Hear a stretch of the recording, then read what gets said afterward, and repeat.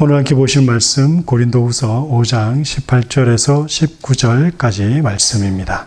전신 열고 우리 한 목소리로 함께 봉독하시겠습니다. 모든 것이 하나님께로서 났으며 그가 그리스도로 말미암아 우리를 자기와 화목하게 하시고 또 우리에게 화목하게 하는 직분을 주셨으니 곧 하나님께서 그리스도 안에 계시사 세상을 자기와 화목하게 하시며 그들의 죄를 그들에게 돌리지 아니하시고 화목하게 하는 말씀을 우리에게 부탁하셨느니라. 아멘. 네, 오늘은 종료주일이자 또 고난주간의 시작입니다. 그리고 이번 한 주간은 그리스도의 십자가를 또 기억하고 생각해보는 시간을 가져야 하기에 십자가에 대해서 예수 그리스도의 죽음에 대해서 오늘 말씀을 함께 살펴볼 수 있도록 하겠습니다. 주 예수의 죽음은 하나님이 세상과 화해하심입니다. 사람의 화해의 법은 가해자가 피해자에게 입힌 피해를 보상함으로 화해가 됩니다. 그렇죠? 이거 틀린 얘기 아닙니다. 이 문장이 어렵지 않으시죠? 그러니까 세상은요, 가해자가 피해자에게 보상을 함을 통해서 가해자와 피해자에게 어느 일정의 보상이 그리고 그 피해에 대한 대가가 지불 완료가 됩니다. 그렇죠? 그래서 가해자가 피해자에게 보상을 해야 되는 게 원칙입니다. 그런데 하나님의 법은 다릅니다. 하나님의 화해의 법은 이거와 정반대입니다. 하나님의 법과 계명이 인간에 의해서 파기가 되었습니다. 창세기 3장에 보시면 아담과 하와에게 언약하신 그 하나님의 그 언약이 인간들에게 의해서 무참하게 파기되는 것을 보게 됩니다. 그래서 하나님의 법과 계명이 하나님에 의해서 파기된 것이 아니라 인간에 의해서 파괴되었다는 것을 볼 수 있습니다. 따라서 하나님은 피해자이고 인간이 가해자가 되는 겁니다. 그런데도 불구하고 하나님이 가해자가 입힌 피해를 오히려 받으신 것이 아니라 하나님께서 가해자가 입힌 그 피해를 대신 보상함으로 사람과 화해를 하셨다라는 것이 성경에서 말씀하고 있는 내용입니다. 창조시에 하나님은 큰 호의를 베풀어서 사람을 하나님의 형상으로 지으셨습니다. 여러분 창세기 1장 26절 27절에 하나님의 형상과 모양대로 하나님이 사람을 만드셨다, 창조하셨다라고 얘기하는데요. 여기서 하나님의 형상, 모양이라는 것은 무엇을 의미하는 겁니까? 우리의 이런 육체적인 모습을 의미하는 것이 아니라 바로 인격적인 것을 말하는 겁니다. 그래서 하나님의 형상, 모양이라는 것은 하나님의 모양대로, 형상대로라는 그 말의 의미는 하나님께서 사람을 로봇으로 만든 것이 아니라 기계로 만든 것이 아니라 인격체로 만드셨다는 얘기입니다. 여기서 인격체라는 것은 뭐냐면 반드시 두 가지가 그 인격체 안에 존재해야 됩니다. 자기 의지와 자기 결정권을 가지면 그 존재를 우리는 인격체라고 얘기합니다. 그래서 이 땅에서 여러분 자세히 한번 보십시오. 이 땅에 그 어떤 것도 사람을 제외해서 자기의식과 자기 결정권을 가진 존재는 없습니다. 오직 하나님만이 그런 분이시고 또한 하나님의 형상대로 만들어진 우리만이 자기의식과, 자기의식이라는 건 내 스스로를, 내 존재를 의식하고 느낄 수 있다는 겁니다. 여러분, 우리가 생각할 때 짐승들이, 동물들이 자기 존재를 느낀다고 생각하시죠? 절대 아닙니다. 동물들은 자기 존재 의식이 없습니다. 못 느껴요. 그 자체가 인격이 아니라는 겁니다. 단지 우리가 그 동물에게 인격을 부여하려고 할 뿐이지 그렇지 않습니다. 그래서 하나님은 태초에 사람을 만드셨을 때 얼마나 존귀하게 만드셨냐. 바로 그 사람을 기계나 동물, 짐승처럼 만드신 것이 아니라 자신의 모양과 같은 똑같은 자기의식과 자기 결정권을 가진, 그래서 자유로운 인격체로 창조를 하셨다라는 겁니다. 이것 자체만으로도 인간 창조가 놀라운 겁니다. 그리고 하나님이 어떤 분이신지를 우리는 알 수 있는 겁니다. 하나님의 형상으로 지으셨기 때문에 하나님은 사람에게 많은 지적, 영적 은사들을 주셨습니다. 이것도 마찬가지죠. 이 세상 그 어떤 창조물 가운데 지어진 것들 가운데 지적으로 그리고 영적으로 우리 인간들하고 이렇게 맞먹을 수 있는 게 있는지 한번 살펴보십시오. 그것만 봐도 인간은 독특하다라는 거예요. 그리고 그 인간을 만든 하나님은 살아 역사하시는 정말 전능하신 올마이티가 이걸 안 믿는 우리가 독특한 것이 믿는 우리가 이상한 게 아니라는 거예요. 그래서 어떤 목사님은 또 어떤 신학자는 이렇게 얘기했습니다. 예수를 믿는 것이 신기한 것이 아니라 예수를 믿지 않는 것이 정말 놀라운 일이다라고 얘기를 했습니다. 그만큼 어떻게 믿지 않을 수가 없는데 믿지 않는다라는 것은 우리 기독교, 그리스도교 또 특히 켈빈주의를 따르는 우리에게는 하나님의 예정 안에 있는 그런 섭리다라는 것을 알 수 있습니다. 그래서 하나님께서 우리 인간들에게 사람들에게 어떻게 하셨다고요? 많은 지적 또 영적 은사들을 주셨다라는 겁니다. 그래서 여러분들은 다 그런 은사들을 가지고 계신 거예요. 나름대로 어떤 동물이 여러분 베토벤 교향곡 15분을 이렇게 연주한다라는 그런 얘기를 들어보셨어요? 유일하게 사람만이 그렇게 할 수 있다라는 거. 그것만 봐도 여러분 알 수 있지 않습니까? 그리고 언약을 체결하셔서 사람을 하나님의 백성으로 삼아 창조주 하나님만을 섬기도록 정하셨습니다. 나아가 하나님은 언약 백성이 된 사람을 창조 세계에서 왕으로 세우셨습니다. 온 우주 만물을 창조하신 하나님께서 사람에게 어떻게 하셨다고요? 그 온 우주 만물을 다스릴 수 있는 권한을, 힘을 부여하셨다라는 겁니다. 이 말은 결국 뭡니까? 바로 인간이 온 우주 만물에 통치할 수 있는 왕으로서 세워짐을 받게 되었다라는 겁니다. 그래서 우리는요, 세상을 다스리는 존재지 세상에 지배받는 존재가 아닙니다. 그런데 말은 우리가 이렇게 하지만 세상의 지배를 얼마나 많이 받고 있습니까? 우리는. 지난 한 주간 우리 삶도 한번 돌아보시기 바랍니다. 시간에 쫓겨, 물질에 쫓겨, 여러 가지 환경에 쫓겨서 그 환경을 다스리면서 우리가 살아왔습니까? 아니면 그 환경에 지배당하면서 살아왔습니까? 이런 부분에서는 제가 정말 반성해야 될 부분들이 많은 사람인데요. 매일매일 반성하고 또 바꾸려고 노력은 하지만 잘 안 되는 것 같습니다. 하지만 여러분 한번 생각해 보시기 바랍니다. 하나님은 우리를 온 우주 만물, 이 창조 세계에 왕으로 세우셨다는 사실을 여러분 잊지 마시기 바랍니다. 그래서 지배당하지 마세요. 돈에 지배당하지 마시고 시간에 지배당하지 마시고 세상의 가치관에 지배당하지 마세요. 세상이 좋은 것을 취한다 그래가지고 그걸 똑같이 가지려고 하지 마시고요. 세상 사람들이 즐기고 세상의 것들을 누린다고 해서 그게 좋아서 우리도 똑같이 그러려고 할 필요가 없습니다. 그 사람들은 여기서 끝이기 때문에 그렇게 해야 돼요. 근데 우리는 영원한 생명을 가지고 이제 주님 오시면 영원토록 누릴 영생의 복이 우리에게 주어졌는데 세상의 것에 눌려서 그 가치관에 빠져서 그렇게 살 필요가 있겠습니까? 이런 거 한번 꼭 기억하시기 바랍니다. 그래서 하나님의 창조 세계를 탐구하여 하나님의 영광과 권능을 현시하도록 인간들에게 위임하셨습니다. 그 창조 세계의 왕으로 세우셔서 그 왕이 해야 될 일은 뭐냐?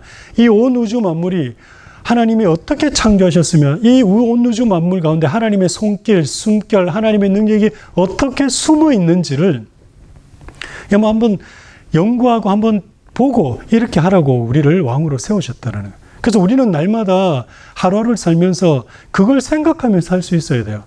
하나님이 우리에게 주신 것이 얼마나 큰 건가, 얼마나 귀한 것인가, 그리고 또 우리의 삶을 이끌어 가시는 하나님의 그 섭리가 지난 한 주간도 얼마나 순간순간마다 많았던가를 기억해 보실 수 있어야 됩니다. 자, 이런 큰 호의를 입어서 하나님의 백성된 자가 어떤 일을 벌이게 되느냐면 하나님처럼 되겠다고 손을 들어서 하나님을 대적합니다. 여기서 손을 들었다라는 것은 반대했다는 얘기죠. 하나님을 반대해서 대적하기 시작합니다.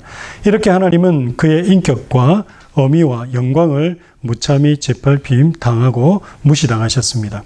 사람이 반역하여 하나님을 섬기지 않기로 결행함으로 그의 인격과 어미를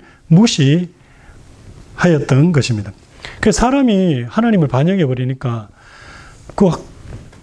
그 위대하시고 이건 생각만 해도 너무 놀랍지 않습니까? 자신을 만든 그 신을, 하나님을 무시했다라는 것 자체가 이게 상상할 수 없는 큰 죄악이다라는 겁니다. 하나님 섬김의 명령을 어기어서 창조주 하나님의 위엄과 운명을 짓밟았다라는 겁니다. 하나님이 다른 거 우리에게 많은 것을 원하셨나요? 이 땅의 모든 것을 다스리라고 주시면서 그래서 이 땅에 가장 좋은 곳으로 큰 집을 지어서 나에게 돌려라라고 하나님께서 말씀하셨나요? 절대 그렇지 않습니다. 하나님은 그저 하나, 나와 너희가 하나님과 나의 백성이 된다. 나와 나의 백성이 된다. 이 관계만 유지하라. 이거 하나밖에 없었는데 이거 하기 싫어서 인간들이 하나님의 그 명령을, 그 준엄한 엄명을 짓밟았다라는 겁니다. 언약 백성이 하나님을 섬기지 않고 자주자가 되기로 작정한 겁니다. 아담은 창조주의 명령보다 유혹자의 말을 더 높이 두었습니다. 그러니까 아담이 하나님의 말씀보다 피조물인 뱀의 얘기를 더 높이 두었다는 거예요. 그러니까 이것만 봐도 이거는 정말 잘못된 일이라는 걸 우리 알 수 있습니다. 아담은 창조주 하나님의 말씀을 피조물의 말과 같은 수준에 두고 평가해서 창조주의 계명이 참일 수 없다라고 판정하였습니다. 그러니까 스스로가 그렇게 판정해버린 거예요. 하나님 명령도 하나님 말씀도 스스로가 판단해버린 겁니다. 판단해버린 거라는 거죠. 창세기 3장 한번 찾겠습니다. 창세기 3장 3절 4절 말씀 한번 보시기 바라요.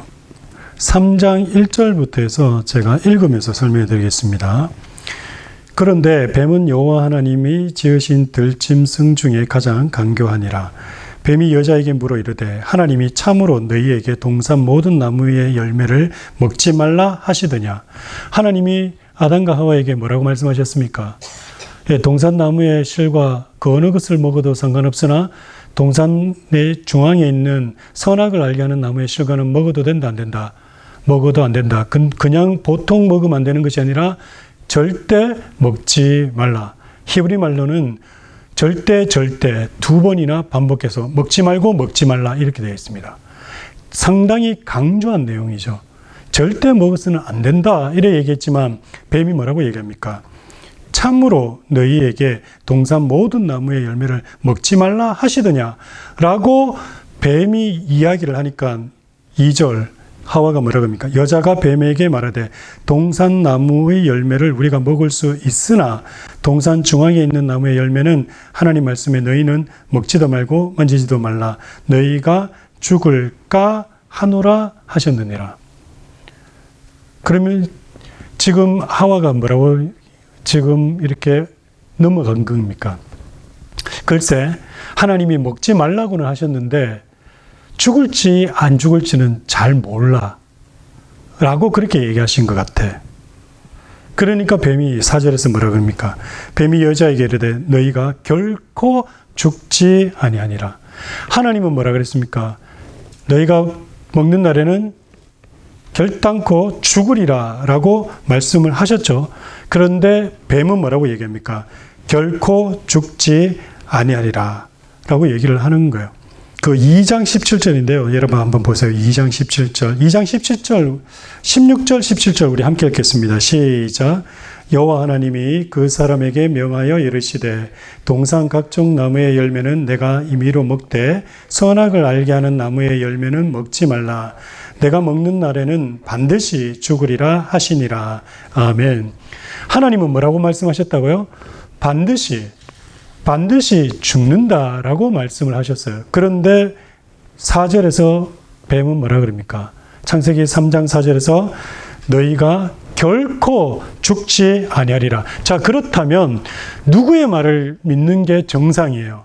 하나님 말이에요? 아니면 피조물인 뱀의 말이에요? 당연히 하나님 말이죠. 그런데 아담과 하와는 누구의 말을 들었다? 예, 뱀의 말을 들었습니다. 이것은 우연히 실수가 아니라는 거예요. 왜냐하면 이 당시 아담은요 어떤 상태다고요? 하와는 어떤 상태다고요? 하나님의 인격체 중에 가장 뛰어난, 우리보다도 가장 뛰어난 존재입니다. 오늘날 교회 안에서 아담을 되게 원시적으로 이해하는 분들이 너무나 많아요. 아담은 하나님이 직접 손으로 빚으셔서 만드신 존재고 하와 역시도 하나님이 직접 손으로 만드신 애예요. 인류 역사상 그 어느 누구도 하나님의 손길이 닿은 인간은 그 두 사람밖에 없습니다. 하나님의 손길이 닿았다면 그 인간들이 어떻게 만들어졌겠냐고요. 그래서 그들에게는요, 지적으로 영적으로 우리보다도 더 뛰어난 능력이 있습니다. 그런 능력자들이 뱀이 얘기한다 그래가지고 실수로 홀라당 넘어갔다? 아니라는 거예요.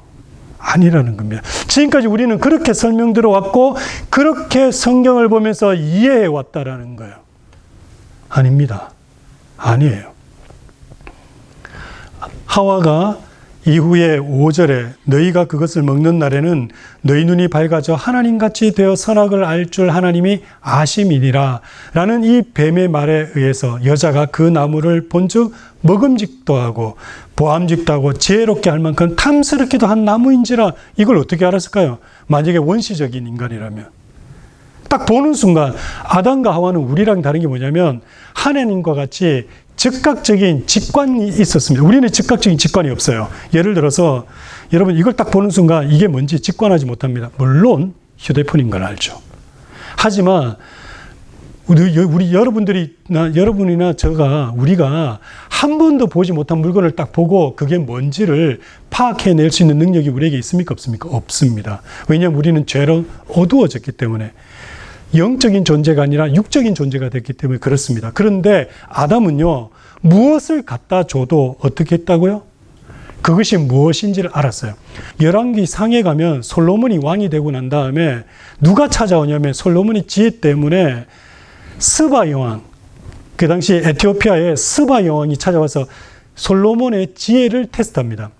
그런데 그 성경에서 뭐라고 얘기하면 솔로몬이 어떤 지혜를 가지고 있었냐면 잠언 3천을 짓고 시를 갖다가 몇 편이나 짓고 그 다음에 이 세상의 모든 만물을 논의하지 아니한 것이 없었다라고 얘기합니다.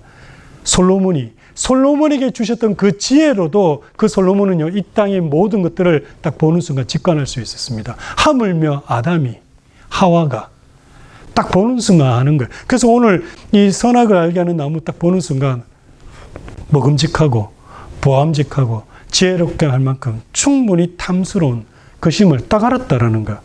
그걸 가지고 싶다라는 충동이 딱 벌어지는 겁니다. 그런데 그걸 가지는 순간 어떻게 되는 거예요? 가지려면 어떻게 해야 되는 겁니까? 깨트려야 됩니다. 뭘 말입니까? 하나님과 맺은 언약을 깨트려야 돼요. 그것이 바로 인간이 하나님을 철저하게 무시했고 철저하게 하나님을 반역한 반역죄다라는 것을 기억해야 됩니다. 실수가 아닙니다. 아담이 실수로 죄를 지은 게 아니에요. 뱀의 유혹에 의해서 뱀이 유혹했기 때문에 죄를 지은 게 아닙니다. 많은 사람들이 뱀한테 자꾸 뭔가를 책임 전가하려고 하는데 아니에요. 아담의 철저한 계획에 의해서 하나님을 반역하고자. 그래서 인간의 죄가 반역죄라는, 이 반역죄라는 것만 정확히 알아도 우리의 목숨값이 무엇인지가 정확하게 나옵니다. 반역죄는 그 목숨값이 뭐라고요? 죽음밖에 없습니다. 그래서 죽게 된 거예요. 반역죄로 인해서. 왜 하나님과 약속을 깨트리는 순간 하나님 백성 안 됐다고 하는, 안 되겠다는 반역죄가 되기 때문에, 그래서 그 반역죄는 죽음밖에 없는 겁니다. 창조주의 말씀을 전적으로 무시를 한 거죠. 하나님의 계명대로 하나님을 섬기지 않아도 죽지 않는다라고 판정을 한 겁니다. 이렇게 아담은 반역을 일으켰습니다. 창조주는 아담과 하와에게서 하나님으로 인정받지 못하게 된 겁니다. 따라서 범죄자는 하나님과 원수가 되었습니다. 아담과 하와, 또 우리 인류를 얘기하는 거죠. 하나님과 무엇이 되었다고요? 원수가 된 겁니다. 우리는 하나님의 뭐라고요? 원수라는 거예요. 그래서 하나님이 우리를 보시면 어떻게 하신다고요? 진노하신다 그랬잖아요. 여러분 꼭 잊지 마세요. 하나님은 우리를 어떻게 보신다고요? 진노하십니다. 진노하십니다. 근데 진노 안 하는 이유는 제가 수도 없이 말씀드렸죠. 그리스도의 피 때문이라고. 피가 우리에게 묻혀있기 때문에, 그래서 그런 거다라는 겁니다. 하나님을 회방하고 모욕하고 하여 배반한 백성들에게 죽음이 선언되었습니다. 창세기 3장 19절인데요. 한번 보시겠습니까? 창세기 3장 19절. 창세기 3장 19절 우리 함께 읽겠습니다. 시작. 내가 흙으로 돌아갈 때까지 얼굴에 땀을 흘려야 먹을 것을 먹으리니 내가 그것에서 취함을 입었음이라. 너는 흙이니 흙으로 돌아갈 것이니라 하시니라. 아멘. 네가 흙으로 왔으니까 흙으로 돌아가, 이 말은 뭡니까? 죽는다는 얘기예요. 원래 인간은 어떻게 창조되었죠? 죽지 않고 영원히 살게끔 창조되었습니다. 여러분, 인간이 지은 죄의 대가는 바로 죽음이었다라는 거, 그것을 우리는 잊어서는 안 됩니다. 뿐만 아니라 사람만 저주받았나? 그게 아니죠. 또 사람이 사는 땅 위에 저주가 선언되었습니다. 그래서 땅이 그 본래의 소임을 다하지 못하게 되었습니다. 원래 땅은 사람들이 먹을 수 있는 먹을거리를 자동적으로 생산하게끔 되어 있어요. 그런데 인간이 죄를 범함으로 어떤 일이 납니까? 오늘 창세기 3장 19절에서 얘기하죠. 네가 땀을 흘려야 먹으리니. 그러니까 사람이 수고하지 않으면 땅도 이제는 열매를 내어놓는다, 안 내어놓는다? 안 내어놓는 거예요. 그래서 여러분, 그냥 보통 땅에 사과나무를 심어 놓으면 그 보통 땅에 심겨져 있는 그 사과나무의 열매는요, 실하지가 못해요. 부실해요.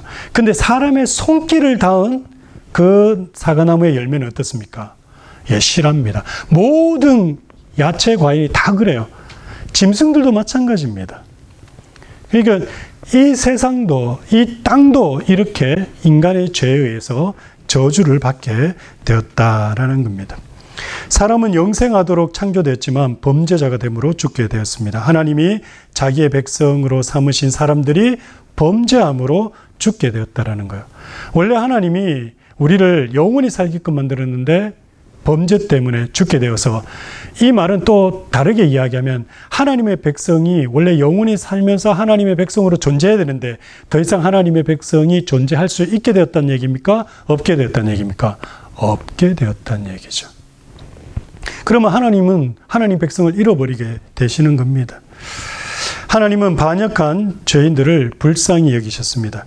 범죄한 자들을 다시 하나님의 백성으로 세우시기로 하셨습니다. 그들을 다시 살려 영생하는 자들이 되기를 바라셨습니다. 그러려면 사람이 범한 죄가를 제거해야 합니다. 죄가를 제거해야 사람이 죽지 않고 영생에 이를 수가 있기 때문입니다. 죄가를 제거하는 길은 죄값을 지불하는 길밖에 없습니다. 그러니까 인간이 지은 죄를, 그러니까 하나님께서 다시 하나님 백성으로 회복하시려면 그 회복의 방법이 인간이 지은 그 죄를 없애버려야 되는데, 그 죄를 없애려면 그 죄를 지은 사람이 죄를 없애야 돼요. 그런데 그게 불가능해졌다라는 거죠. 왜요? 인간은 이미 죄인으로 전락을 했기 때문에 자신의 죄를 스스로 해결할 수 있는 능력이 안 되는 거예요. 그게 딜레마에 빠지게 되는 겁니다. 그러나 죄값을 지불해야 할 사람이 아담의 후손 중에는 아무도 없었습니다. 다 죄로 말미암아 죽게 작정되었고, 그렇게 저주를 받아서 죽는 길 외에는 아무것도 남은 게 없습니다. 하나님의 공의의 법은 죄가가 범해진 본성이 죄의 값을 지불해야 하는 겁니다. 여러분, 레위기 24장 말씀 한번 찾겠습니다. 레위기 24장 17절에서 22절 말씀입니다. 제가 읽으면서 설명해 드릴게요. 사람을 쳐 죽인 자는 반드시 죽일 것이요. 사람을 죽인 자는 어떻게 한다고요? 반드시 죽여라는 겁니다. 왜요?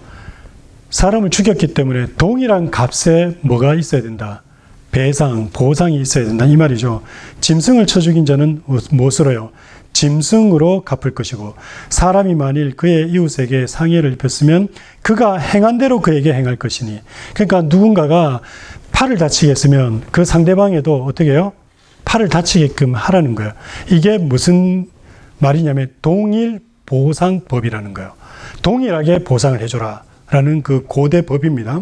20절, 상처는 상처로, 눈에는 눈으로, 이에는 이로 갚을지라.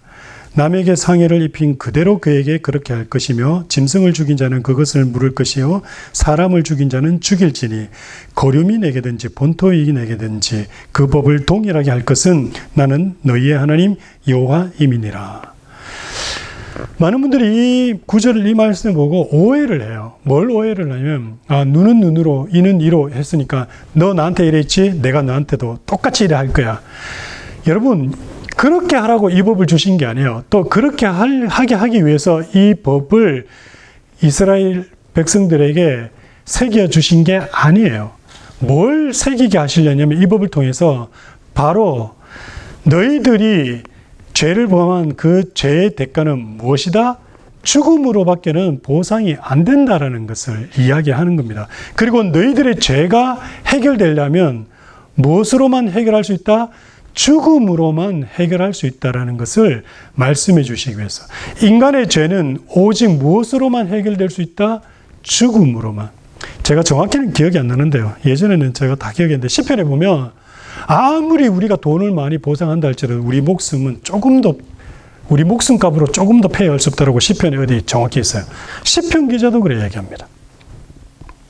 그래서 여러분의 목숨값은 무엇으로만 할 수 있느냐? 바로 죽음으로만, 죽음의 값으로만 해결할 수 있다라는 것을 여러분 머릿속에 기억해야 됩니다.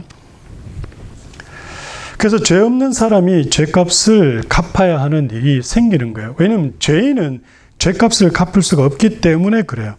그러나 사람들 중에는 아무도 죄값을 치를 수가 없기 때문에, 왜냐하면 다 범죄자니까 하나님은 사람이 범하여 죽게 된 죄의 값을 자신이 치르기로 하셨습니다. 이게 중요한 거죠. 인간들이 스스로 죄값을 치를 수 없으니까 다음으로 누가 그러면 그 죄값을 치르려 하겠다라고 작정하신 겁니까? 하나님 자신이 하신 거예요. 하나님 자신이. 이걸 여러분이 기억하시고 아셔야 돼요.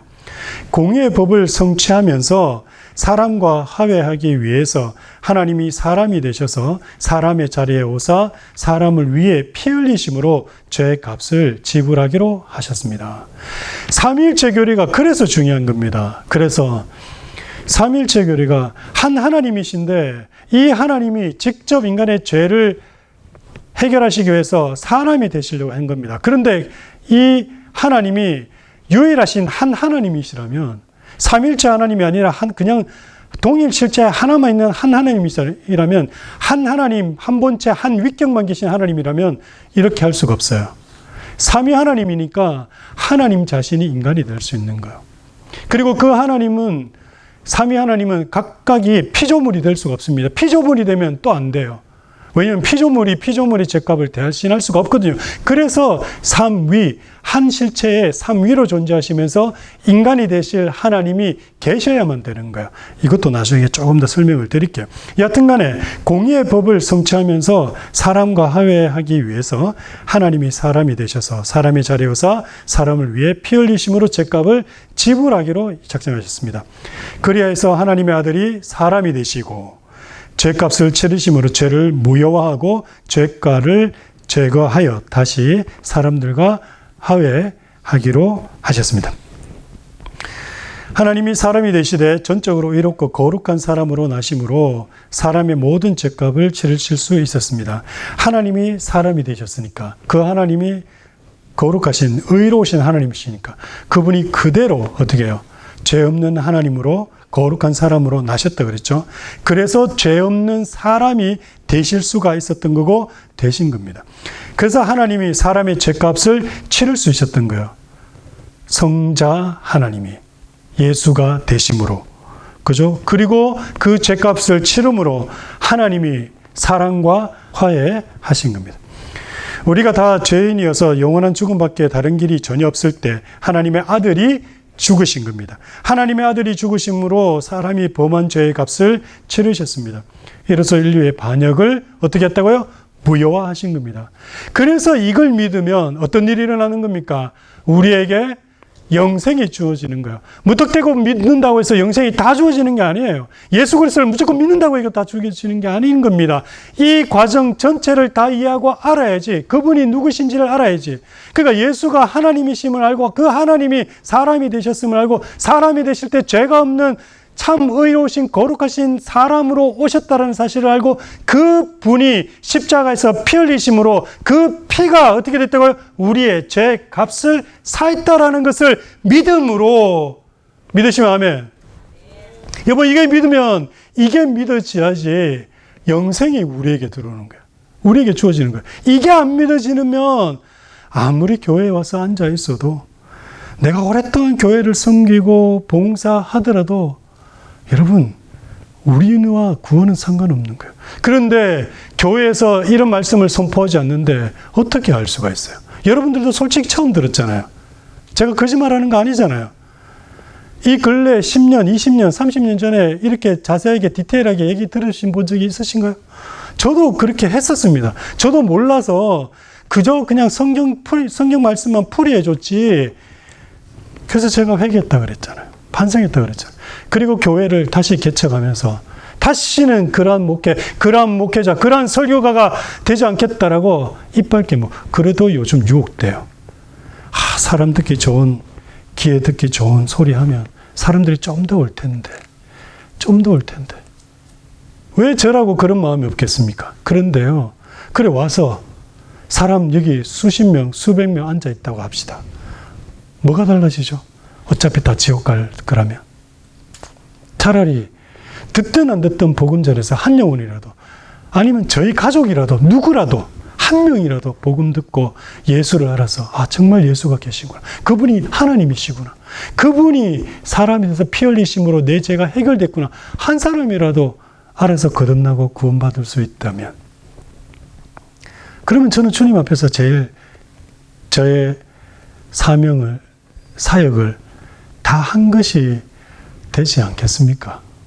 여러분들도 그렇게 하셨으면 좋겠어요. 다른 것 하는 것이 아니라.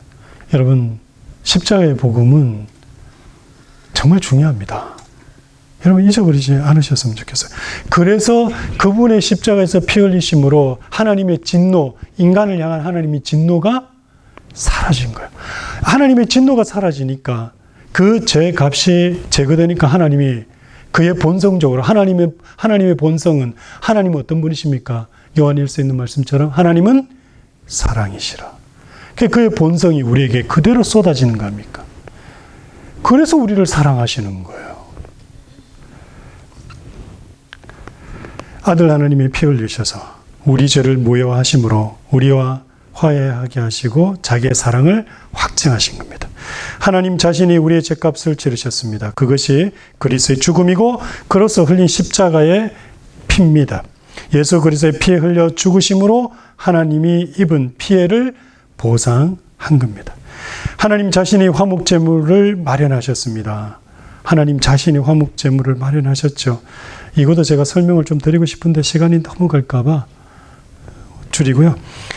하나님은 사랑이시기 때문에 그 아들을 화목제물로 보내셨습니다. 우리를 대신해서 죽게 하심으로 우리에 대한 사랑을 확증하사 우리와 화목하셨습니다. 하나님이 자신의 사랑을 확증하기 위해서 그 아들을 화목제물로 보내셨습니다. 할 때에 이 하나님은 누굽니까? 성부 하나님입니다. 그리고 우리가 하나님이 사람이 되셨다라고 할 때 그 하나님은 누굽니까? 성자 하나님입니다.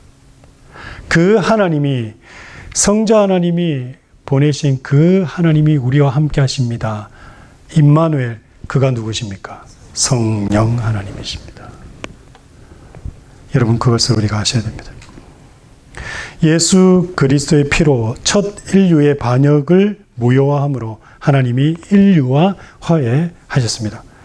하나님의 거룩은 죄를 만나면 진노로 바뀝니다. 하나님은 거룩하신 분입니다. 죄를 보면 어떻게 한다고요? 진노하십니다. 그러나 그리스도의 피가 하나님의 진노를 진정시킴으로 하나님이 세상과 자신을 화해하셨습니다. 우리가 날마다 짓는 죄, 그러면 그 짓는 죄도 하나님은 우리를 보시고 어떻게 하십니까? 진노하십니다. 그럼 우리 어떻게 합니까?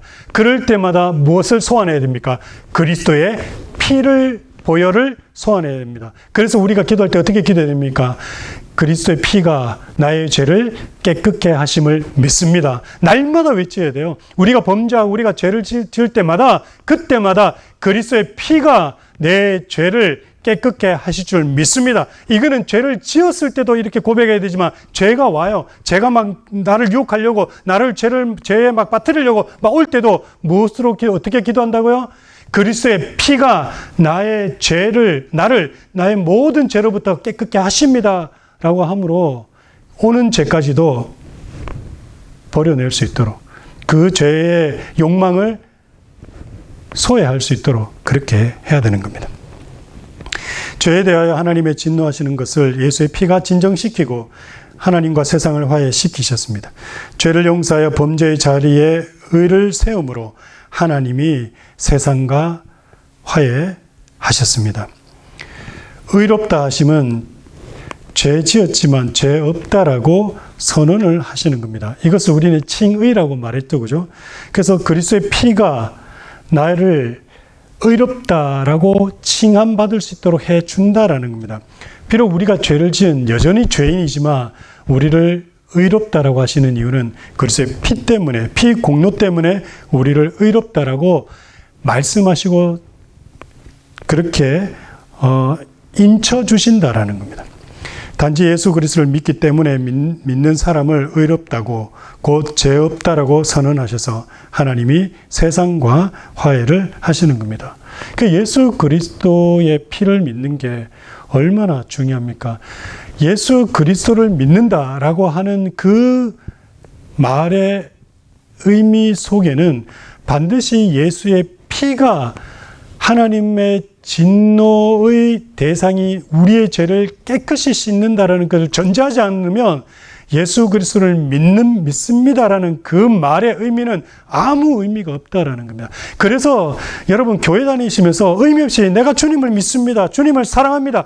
백날 외쳐도 그것이 주문이 될 수밖에 없는 이유가 바로 그거라는 거예요. 십자가를 얘기하지 않는데, 십자가 보혈을 이야기하지 않는데, 그리스도의 십자가의 의미를 얘기하지 않는데, 얘가 예수를 믿습니다. 예수님을 믿을 수 있죠. 귀신들도 믿는다라고 내가 여러 번 얘기했죠. 여러분 야고보서에 가면 너희가 예수를 믿느냐 참 잘하였도다. 귀신들도 어떻게 한다고요? 믿고 떠느니라 라고 얘기하잖아요. 귀신들도 예수 믿어요. 그런데 왜 그들은 구원 받지 못합니까? 그들은요, 귀신들은요, 예수의 피로 구원 못 받기 때문에, 예수의 피가 그들에게 적용되지 않기 때문에요. 근데 우리는 어떻습니까? 예수의 피가 적용이 받을 수 있는 게 적용되는 거예요. 그래서 예수의 피가 중요한 겁니다. 예수의 피를, 그분의 십자가 보혈을 여러분 무시하면 안 돼요. 근데 오늘날 교회에서 너무 안타까운 거는 예수의 피에 대한 선포가 너무 없어요. 예수의 피에 대한 얘기를 안 해요. 피에 대한 공로 이야기를 안 해요. 그 얘기하면 사람들이 부담스러워한다고, 싫어한다고. 여러분, 싫어하면 안 되죠. 우리가 어떤 사람인데, 죽을 수밖에 없는 존재였는데 구원받은 게 그게 얼마나 감지덕지한 건데요. 우리를 보고 계속 죄인이라고 정죄할지라도 우리는 그걸 달게 받아야 돼요. 왜요? 죄인이라 할지라도 우리는 예수 그리스도의 피의 공로로 인해서 우리가 구원받았다는 사실만으로도 누가 뭐라 그래도 여러분 기분이 나쁠 수가 있나요? 여러분 다 경험해 보셨을까요? 부부싸움을 한다든지 아니면 밖에서 안 좋은 일이 있었을 때 그때 아니면 뭐 기분이 굉장히 안 좋을 때. 근데 어느 거 여러분이 가장 바라던 어떤 뭐 조그마한 소원이 하나 이루어졌을 때 누가 여러분 옆에 와서 뭐라고 얘기해도 여러분 다 용서되지 않던가요? 그런 경험 없으십니까? 저만 있었군요. 죄송합니다. 저는 그런 경험이 많아가지고 막 성질 내다가도 조그마한 거 뭐가 딱 해결되면 다 필요 없어 괜찮아 이렇게 넘어간다고요. 그렇지 않던가요? 여러분, 예수 그리스도의 피가 우리의 모든 것을, 그리고 영원히 지옥에 떨어져야 될 우리의 그런 처지를, 영원한 하나님이 진노했어야 될 우리를, 저주받아야 될 우리를 해방시켰고, 하나님의 기쁜 자녀가. 그래서 여러분과 저는요, 우리는요, 더 이상 하나님의 진노와 하나님의 그런 어떤 책망 안에 있는 존재가 아닙니다. 하나님 보시기에 우리는 어떻다고요? 너무 이뻐요.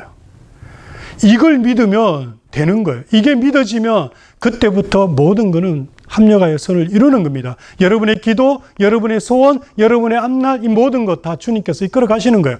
이런 거 없이 무조건 하나님 잘 되게 해 주십시오 라고 얘기하면 그게 기복이라는 겁니다. 그게 틀린 거예요. 오늘날 교회는 그걸 가르치니까, 그렇게 가르치니까 그래서 그렇습니다. 기도하겠습니다. 주님의 십자가 지심을 기억하는 종려주일과 고난주간의 시작입니다. 주님, 우리 주님이 십자가에서 흘리신 그 보혈의 피로